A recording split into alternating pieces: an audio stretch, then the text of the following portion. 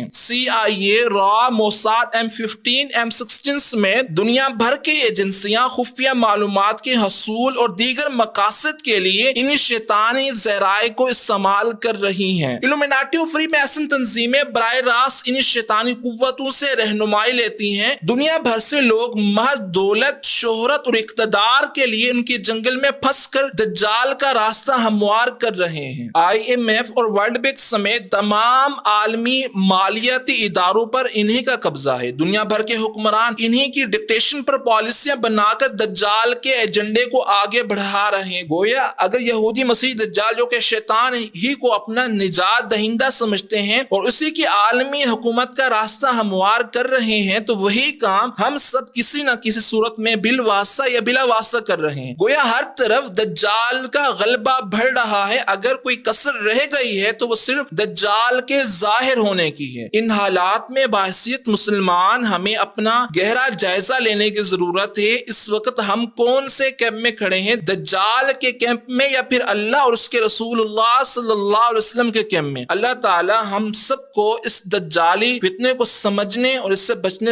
کی توفیق عطا فرمائے۔ آمین۔